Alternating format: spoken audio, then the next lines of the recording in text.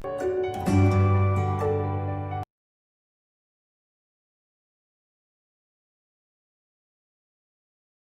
morning, class. Today we will start our new chapter, that is your environment and sustainable development.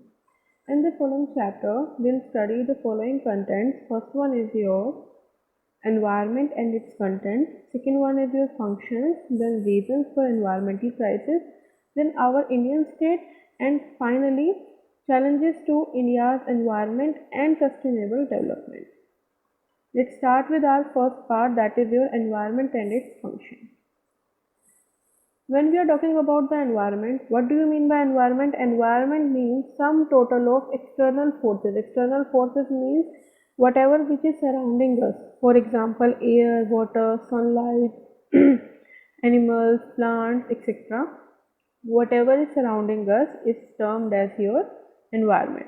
Environment is basically of two components. First one is your biotic and second one is abiotic.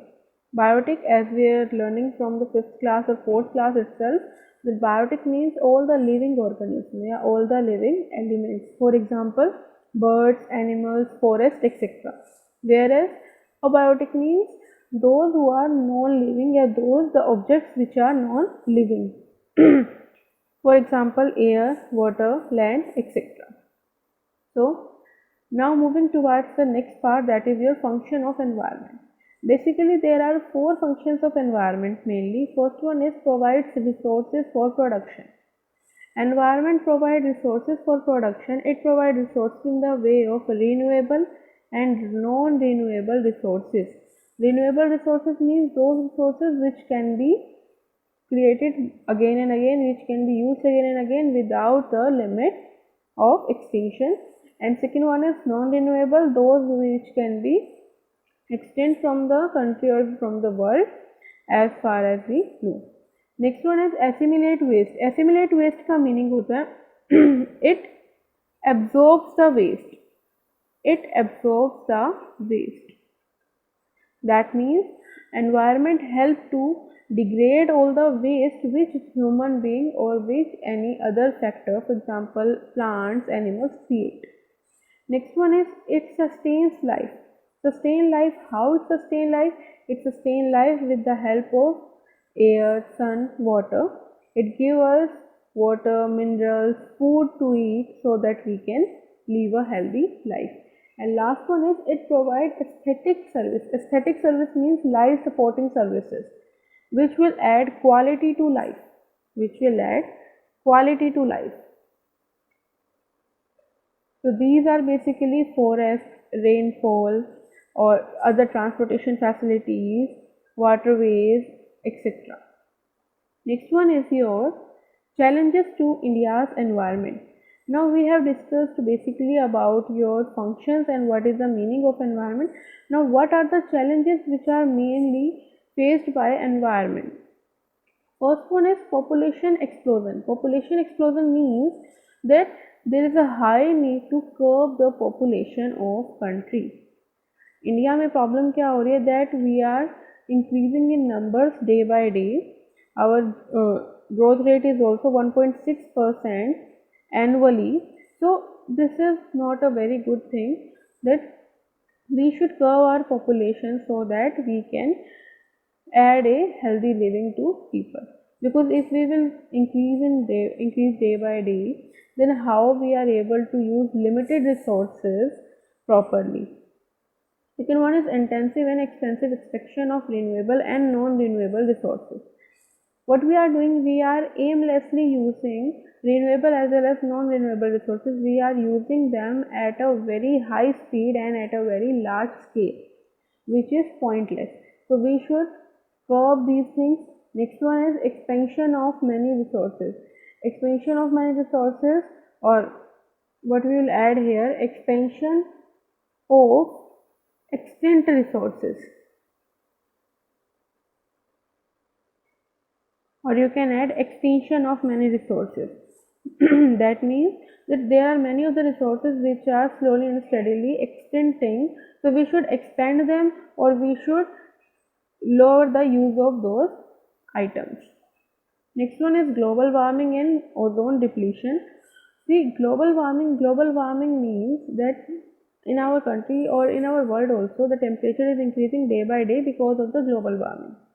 Global warming means, for example, like a body temperature, when it rises, your body will be affected very much and you will not be able to work properly. As such, if temperature of earth will also rise, then it will also be affected and it will not be able to work properly. Global warming is basically due to your methane, carbon dioxide. These are basically your greenhouse gases. See, so basic reason for global warming is increase of carbon dioxide and methane. So whenever you see the word global warming, you have to add these two gases name over there so you can get the marks easily. Now, why global warming and ozone depletion? Now, ozone depletion, what is happening? Because of chlorine present in CFCs, chlorofluorocarbon, bromofluorocarbons, which are basically present in your ACs, refrigerators, fire extinguishers. तो उसमें जो CFCs होते हैं, chlorofluorocarbons, these are the basic reason for ozone depletion. Now, because of both of these are increasing day by day, our environment is facing huge crisis. Okay, next one is negative opportunity cost is very high. Now, firstly, what is opportunity cost? We all know what is opportunity cost. Opportunity cost means cost of next best alternative forego. Now, what is negative opportunity cost and why it is high? Basically, for example, if I have 10,000 rupees, I was thinking of spending them in some kind of furniture or to utilize it in some kind of party or something to increase my quality of life. But because of environmental crisis, because of high pollution rate, because of malnutrition or something, what is happening? I have to spend these 10,000 rupees at health center to improve my health. So what it is going on, that instead of using money to add on to your quality of life, you have to use that money to save your life. So that is your negative opportunity cost, and this is high because of environmental crisis.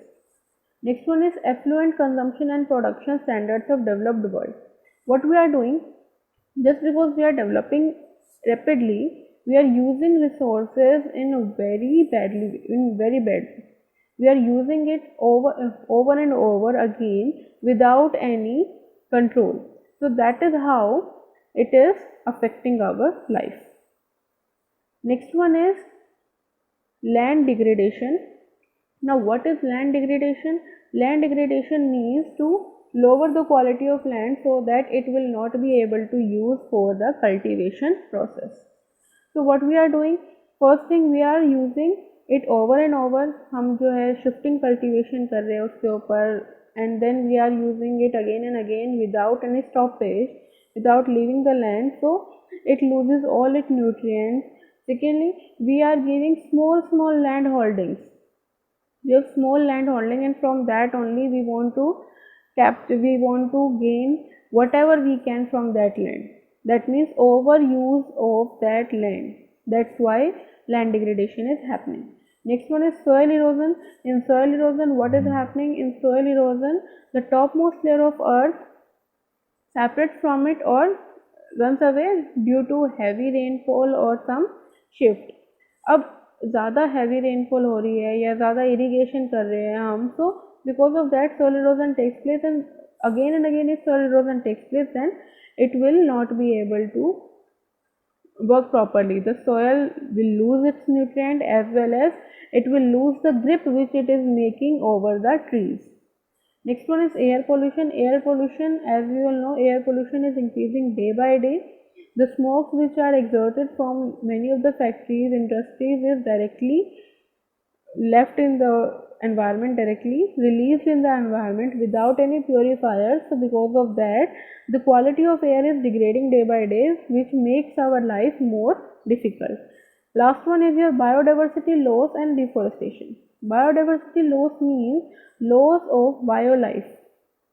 Loss of life, whether it can be in the form of animals, whether it can be in the form of plants, whether it can be in the form of humans.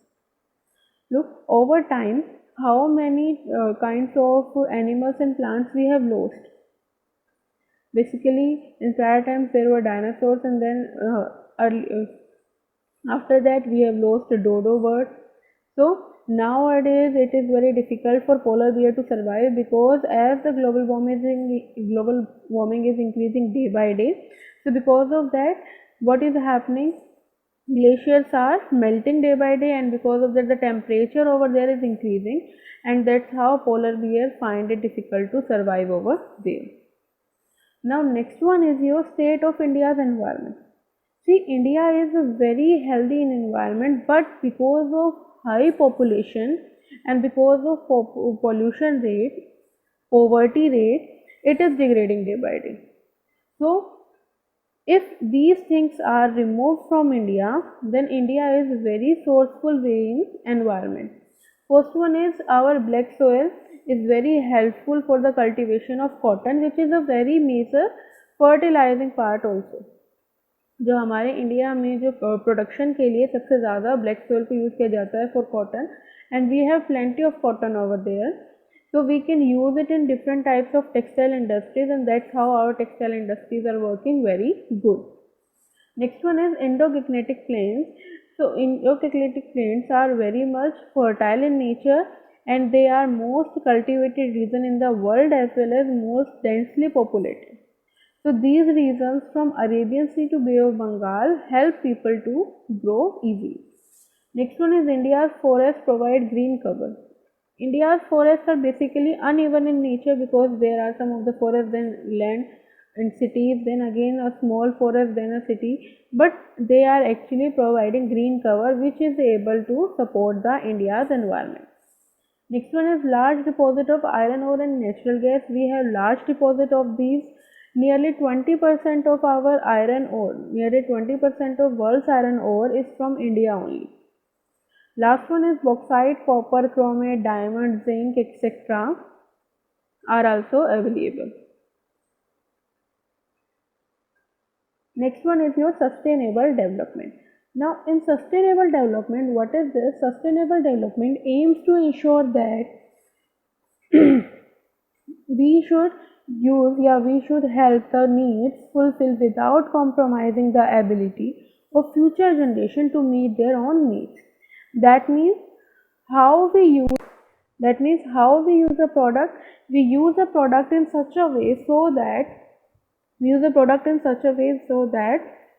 Current needs are satisfied. आपकी जो current needs है वो तो satisfy हो ही जाए, साथ ही साथ आप उन चीज़ों को सेव भी कर लो to use in future. Okay, so ensure that current needs are fulfilled without compromising the ability of future generation to meet their own needs.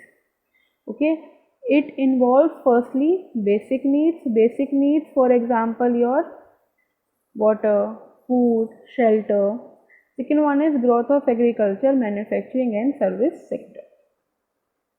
Next one is how to achieve sustainable development. Now we have talked about sustainable development, that we use resources in such a way that we can use it in today's life as well as in future. But now how to use sustainable development, how to achieve sustainable development? First one is restricted use of renewable resource. As far as we know that renewable resources are plenty in nature and they are not existing or not extinction in nature, but still we should use them wisely and we should restrict their use. Whatsoever, we should increase the probability to reuse it or to reduce its use. Second one is substitute non-renewable resources with renewable resources. For example, if you are using petrol for some kind of gas, for some kind of power as a fuel, so instead of using petrol we can use CNGs, so that will be more beneficial for us. So that means we are using non-renewable resources as a substitute, as just for some kind of use only, that we are not using it properly or we are not using it all time. We can use wind energy, solar energy, etc. instead of using petrol, diesel. Next one is become input efficient. Input efficient means that we should use large quantity of renewable resources in such a way that they can be used further again and again. For example, water, if we will if we will plant some hydel plants, mini hydel plants, so with that we can use the energy sources again and again, we can generate more electricity and use them. Control pollution, we should control pollution so that we can achieve sustainable development, because higher the rate of pollution, higher the rate of damaging of environment, if our environment is damaged, so our resources will also be damaged. So to reduce that, we should control the pollution. Next one is control the growth of population. It is very wisely to say that if we will control the population, then we will be able to achieve sustainable development, because for example, if there is only one source of water, if there is 10 liter of water only and there are only 10 people to drink it, so it will be enough. But if there are only 10 liter of water, but the people who want to drink it are 10,000 or 10 lakh, so it will not be able to exist for a while also. It will not be able to renovate, or it will not be able to satisfy the current needs. So how we will able to reserve it for future? So we should control the growth rate of population. Last one is strategies for sustainable development. Now how to make some kind of strategy so that we can achieve sustainable development easily. First one is use non-conventional source of energy. Non-conventional source of energy means those sources which are used from nature only and basically they are non-ending in nature. For example, wind is continuously going on, so we can use wind energy instead of fuels. Use cleaner fuels, we can use LPG, CNG instead of other types of fuels, for example your petrol, diesel, kerosene. Instead of that we can use CNG. Next one is use of biocompost. Biocompost means we can make our own compost at home with the help of dry leaves or vegetable waste, so that we can eradicate or we can remove the use of fertilizers which are chemical based. So basically we want to remove chemical fertilizer and we should use more manure, more biocompost. Control of biopest. Biopest means that we should make our environment like that, so we can use less and less pesticides so that it cannot damage our fruits, it cannot damage our vegetation, as well as if vegetables are free of pesticides, so it will help us in healthy life. Last one is change in unsustainable pattern of consumption and production. We should change our consumption patterns. We are consuming at a very large scale without realizing that we don't want that much quantity.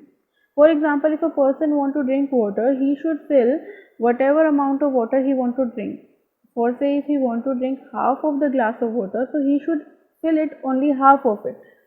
What we do, we just fill it at the to the top of the glass, and then when we are drinking, we just leave half of the glass and we just waste it.